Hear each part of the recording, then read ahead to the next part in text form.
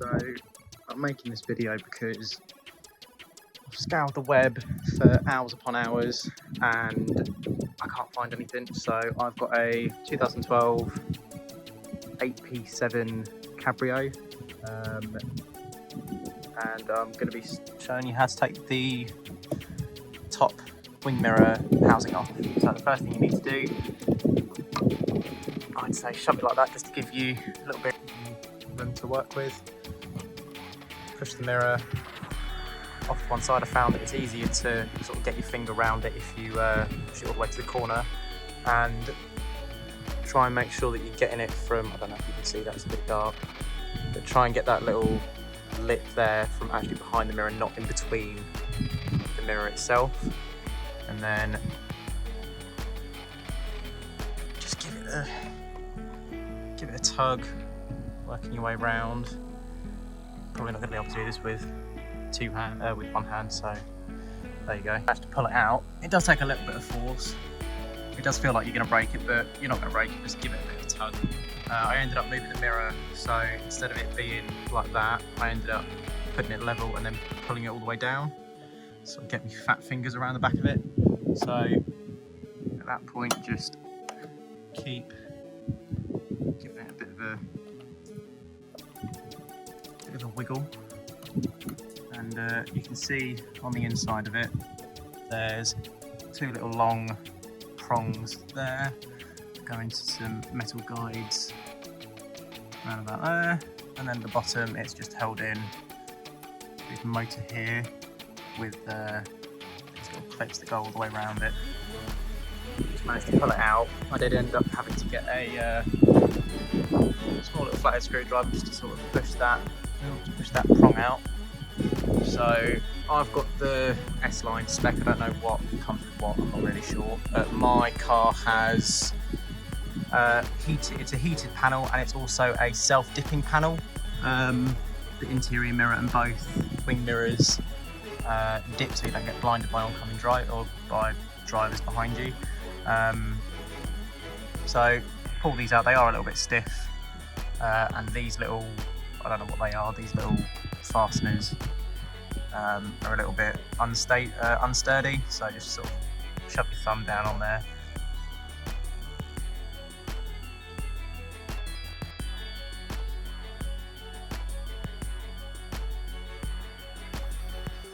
Pull out. What I do, I just put a little bit of black tape here and a little bit of black tape on the plug. I don't know if it matters what way they go around, but just in case they do, that's what I do, just so I know which one goes where. And then standard sort of quick release clip, push that, and then just pull that out, and then you can take the mirror out. Right, so now I've taken it apart, this is what I mean by putting a little bit of black tape over that, and then, where is it? Just a little bit of black tape on there. So now that you've done that, there are 3 screws to remove. There's one screw there, there is one screw there, there's one screw there.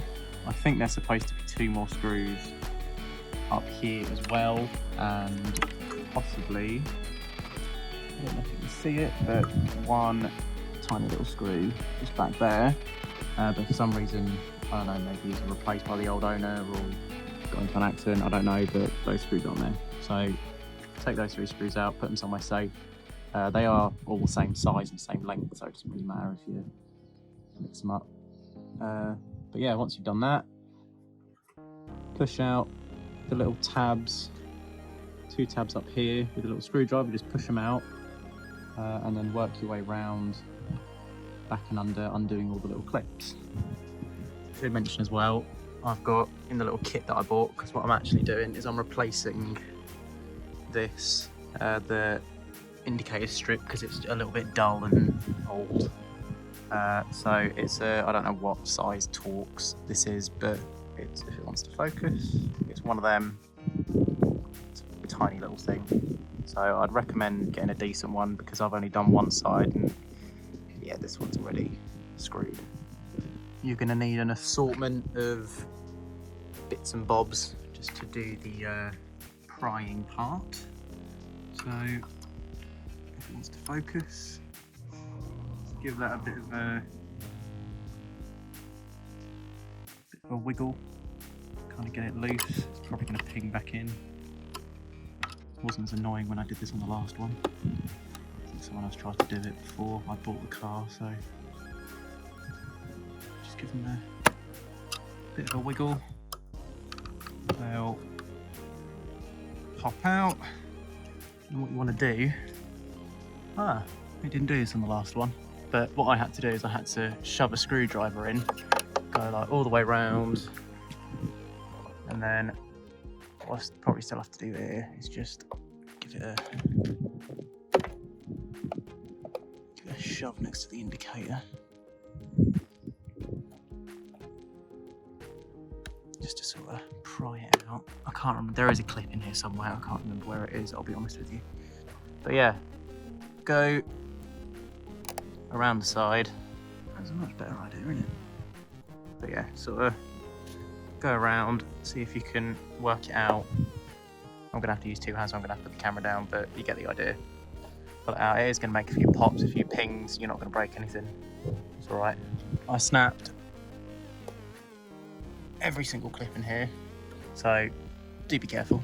There's one little plastic bit there, and there's a little like, oh, there's a little nubbin right there, so I don't know what I destroyed, but I destroyed something, but alright. Anyway, so as you can see here, there's a little, there's little grooves that go all the way round and all the way down to there, and describe that, but you can see that there are little gaps for you to shove prying tools in, and once you do that, it is literally just a case of sort of make sure you can lift it out carefully.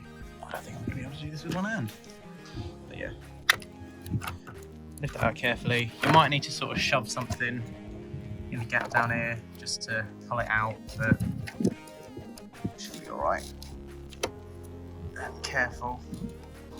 I am replacing this, so it doesn't really matter if I damage it, but if you're not, and like this is, well, I guess if it's cracked it doesn't really matter, but yeah, be careful not to damage this if you're not replacing your wing mirror indicator. Sort of lift it up around the motor, and last time the housing itself got stuck on those two cables there, but this time I didn't have that problem, so that's all right. And then you're gonna need a tiny little flathead screwdriver just to pull that little clip there, just that one there, just to pull it up and pull it out. Once you pull it up, it comes out really, really easily. And then if you are taking this out, there's one tiny little screw, and then sort of give it a little bit of a pry with your thumb, bit of a wiggle, and then all that foam back there will release. That foam doesn't come away, that foam is stuck to the housing of the wing mirror. That's just to stop vibrations and all that stuff. And just make sure that you unclip the wiring harness at the back, and then same thing in reverse to put it back on. Right, and that is what we were trying to take out. This is the old module. It has somewhere got an L for left. I saw it on the right one. I don't know, maybe this doesn't because it's originally from Audi. If you need the part number, I'll hold it there for a sec so you can get all the information. Hopefully I'll put a photo up on screen.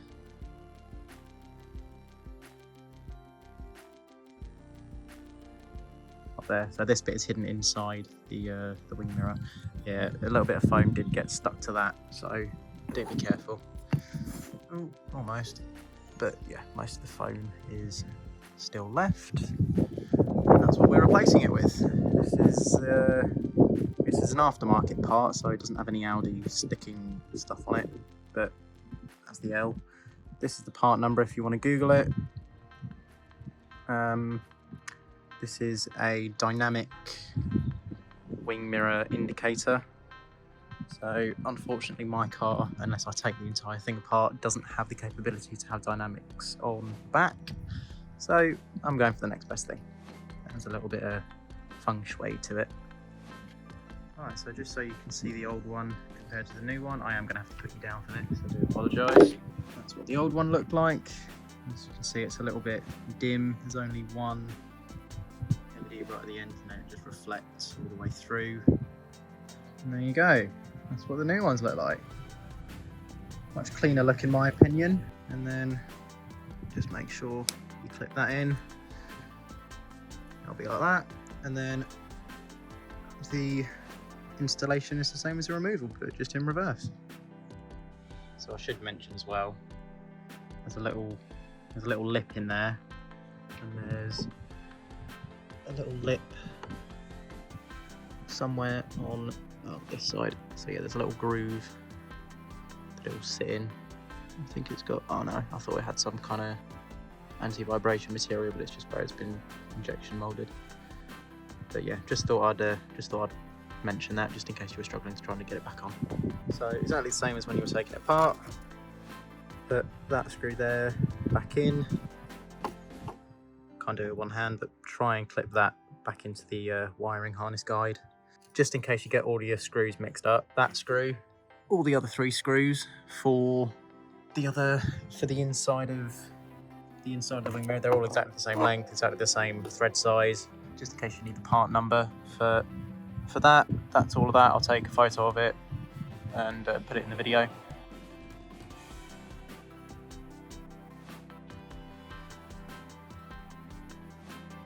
Obviously, there are a few bits just to be careful of when you're putting it back on.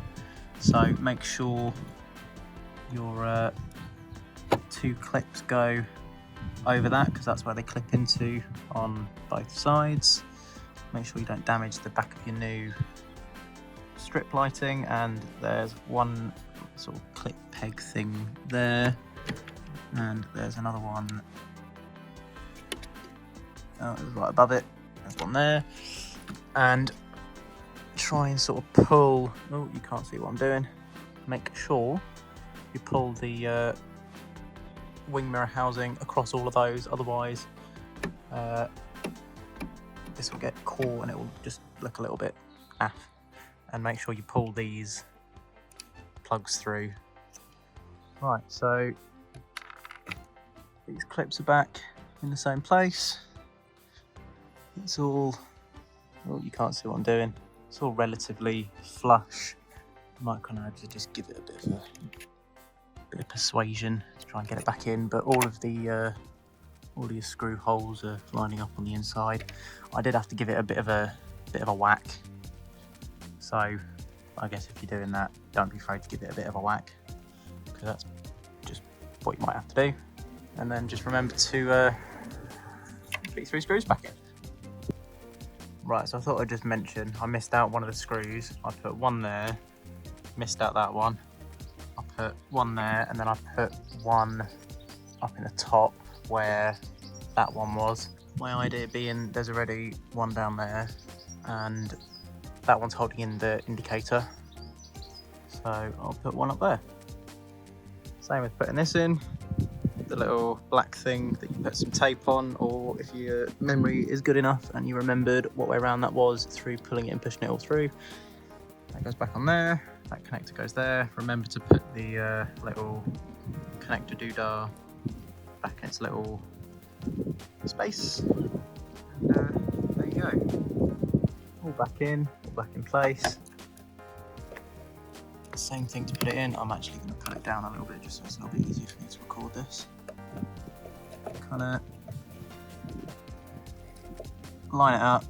The best thing that I do is just get those little pointy, prongy things and then just shove it in and give it a few gentle taps all the way around the mirror just to make sure it's all in place. And there you have it. Back in place, just for due diligence, and just gonna make sure the motor works, because knowing me, I've not plugged something back in, so I don't know, start your car, do whatever. If it works on ignition, it works on ignition. Just make sure that it works, basically.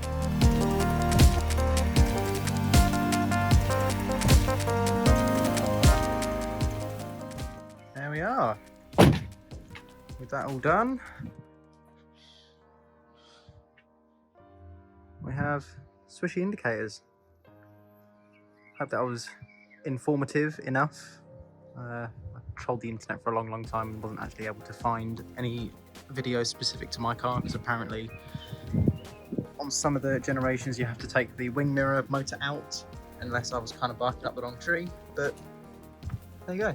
Thanks for watching, and I hope this could help.